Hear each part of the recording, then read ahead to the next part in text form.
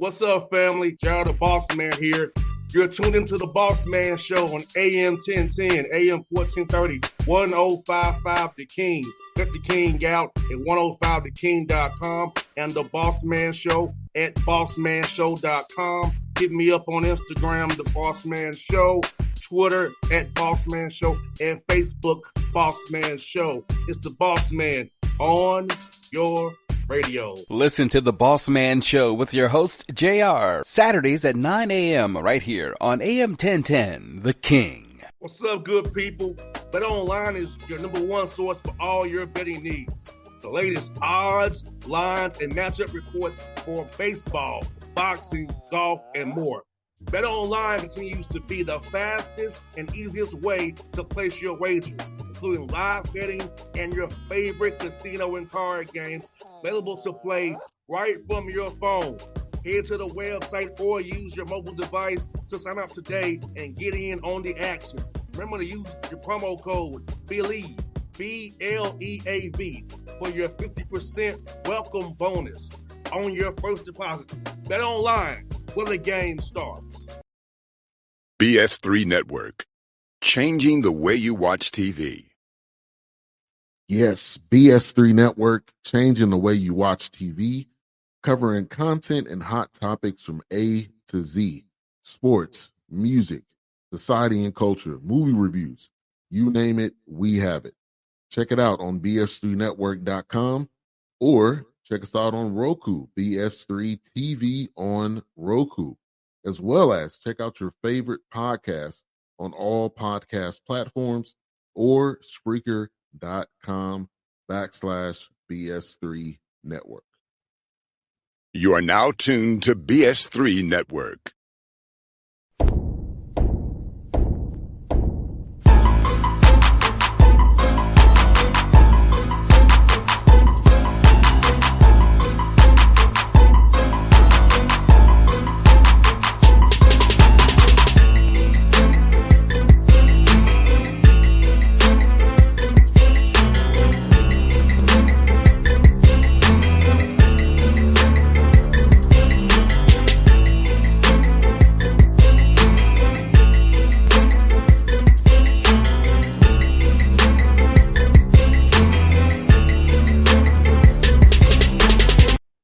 Folks, bet on the Bossman Show, going to the Big South Conference down to Charleston, South Carolina, to talk to Saah Nimley, the head coach full-time of the Buccaneers, his alma mater down there in Charleston. Saah, what's up, brother? How you doing, man? What's good with you, man? How you doing? Man, enjoying Atlanta, man. 70-degree morning right now. Got my walk in, so shoot, it's all good, brother. I feel that. Yes, sir. Hey, man, how does it feel, man? Had a full-time gig now, being the man at your alma mater, man, and just be able to lead this program and put your spin on it now, brother. It feels good. You know, to be honest with you, it feels really good. Obviously, I played here. You know, being able to give back in this way is important to me, and you know, I'm very invested in the success of this program, and you know, I'm just glad to be here. I'm very grateful and glad to be here. No doubt, man. And I talk about what Coach Barkley did to you, man. I know he had him on the show a few times as well. And Coach Coach was a good guest to travel on the show, man. What did he mean to you personally and helping you in your career as a coach and kind of giving you the tips and nuggets you need to step over that one seat, man? Yeah, Coach, he means a lot, man. I mean, he obviously gave me a start. You know, he gave me an opportunity to play college basketball. And then he gave me an opportunity to coach college basketball. So, you know, I'm forever indebted to him in that way, you know, but he's taught me a lot, man, through the years. You know, coached under him for 4 years and some change, and just a lot of stuff. He gave me a lot of responsibility early on and increased that responsibility as the years went on. So, in a sense, he really prepared me. He really prepared me for this moment. No doubt. And for you, did you ever envision in your mind getting into coaching when you was playing? Or is kind of something that's kind of after you got through playing overseas, man, I want to stay with the game and start coaching? Nah, it's something I saw. You know, when you get to college, at least for me, I didn't really know what it is that I wanted to do other than hoop when I first got there. But as I started to mature, get a little older, I think probably my junior year, I knew that, you know, coaching was the thing for me. I wanted to stay around the game. You being a point guard, you're ultimately a coach on the court. So I just thought it was a fit, and I kind of knew that's what I wanted to do moving forward. And for you, my brother, what's going to be like the pillars of your program for a young man listening to this interview today who want to come play for you in the future? Like, what things are like non-negotiables they got to be a part of your program going forward? Yeah, I'll probably just touch on two things. The first thing is, our motto, I would say, is EDIG7, EDIG7. It means every day is game 7.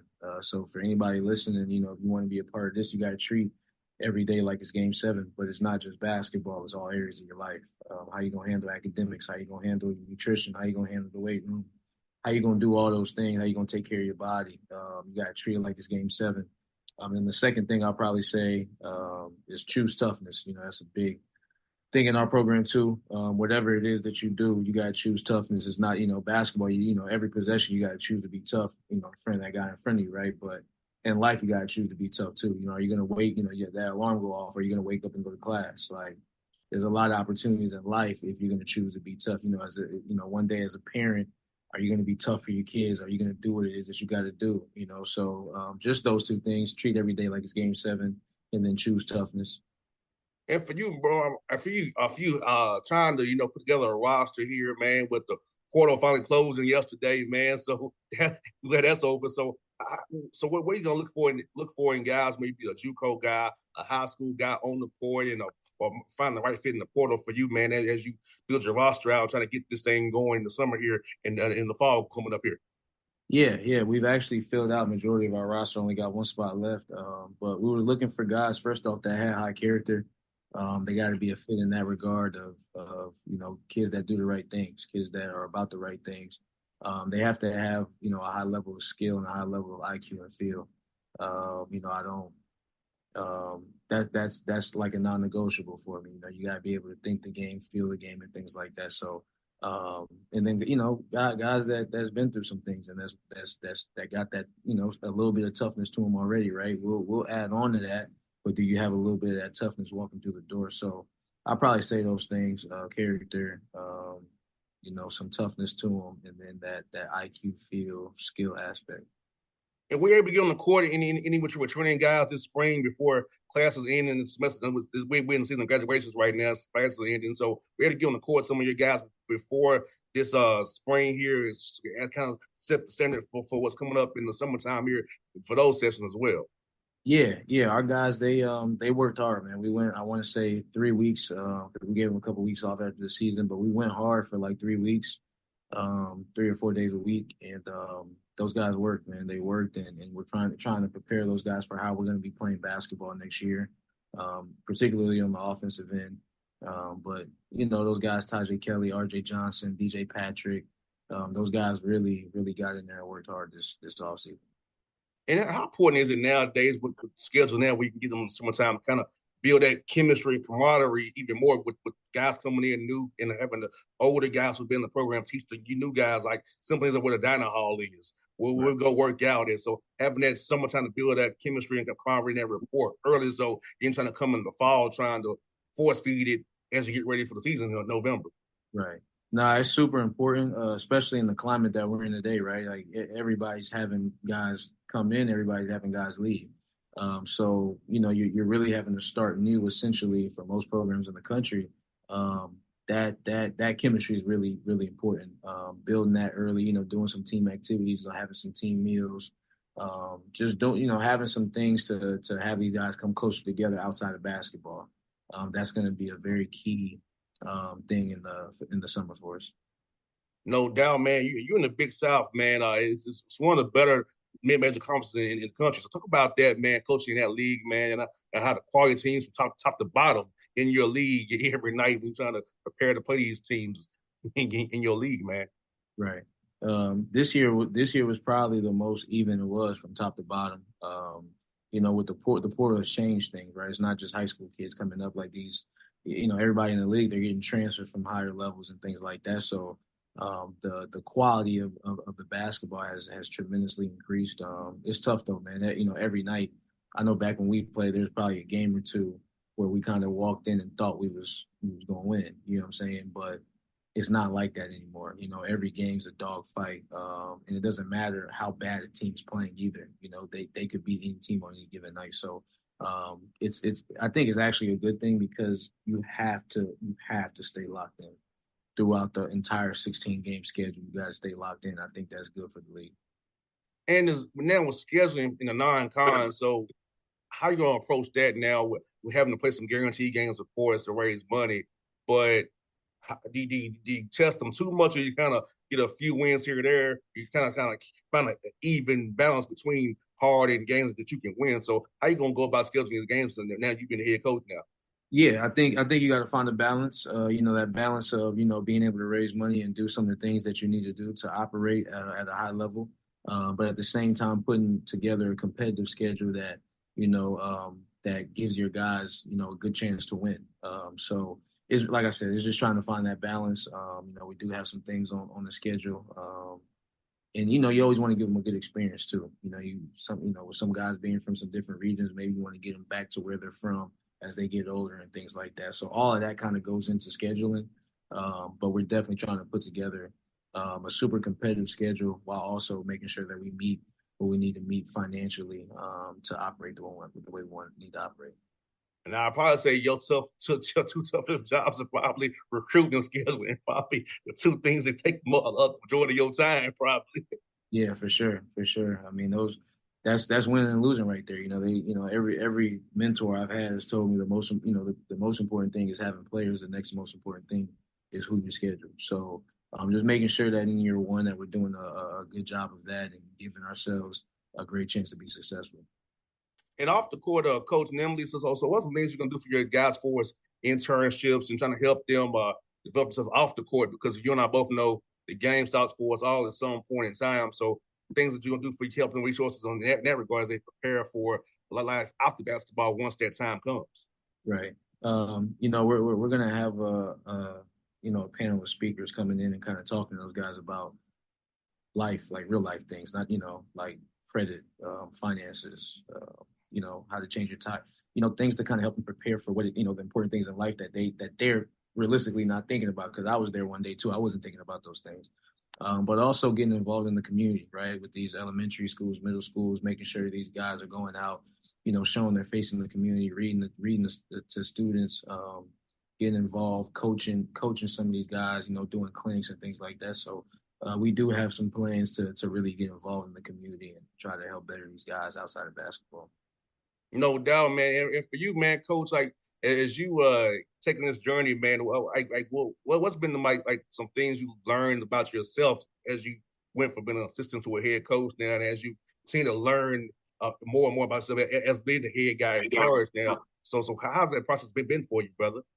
Yeah, it's been interesting, man. Like you said, you do learn a lot about yourself. And I'm learning every day, and I'm kind of soaking it all in. But really just, communication, right? Communication is a big thing, but it's even bigger when you're the last and final voice. And these kids, it comes through their ears a little differently. If I say something, or as an assistant, if I said the exact same words, it resonates differently in their ears. So just kind of understanding that piece, being able to navigate that, being able to choose my words wisely, being able to effectively communicate, because people, these kids also receive things differently. Oh, yeah. Some kids they receive it and it doesn't bother them. You say the same thing to another kid, it might bother him. So just being able to effectively, not just communicate, but effectively communicate to the different personalities that we have on the team.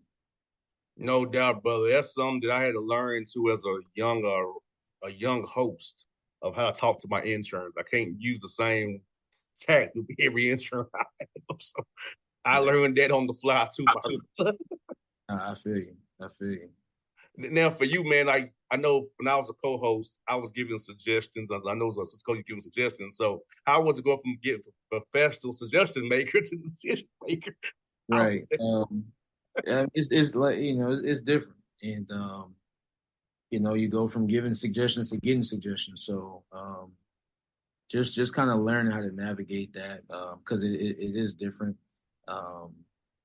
But yeah, I mean, you get to make the final say. So a lot of it, and that's why, we're the head coaches, because it's going to fall on us ultimately. So just trying to make sure that I'm listening to the suggestions that's being said, but also making sure that I'm making sound decisions for the betterment of our team and our program.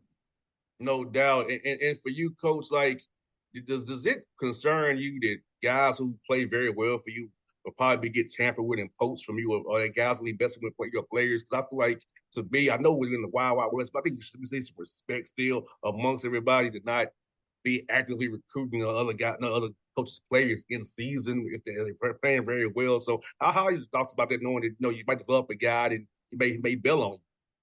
I mean, that's one of those things where you just have to adjust to the climate that we're in. I kind of understand. I understand where we're at. So for me, like, the biggest thing is just to have as great a relationships as I can with these kids, and treat them right. Treat them right, get right by them, give them a great experience. And if a kid wants to leave at the end of the year, then a kid wants to leave, and you can't. At least for me as a coach, you can't get wound up in that because the climate has changed to that. It's back in the day, if a kid would have did that, I could see if a coach takes that hard. You can't take that hard nowadays because it's too common. It's the norm. It's the norm. So if you're getting mad at the norm, you just have to adjust.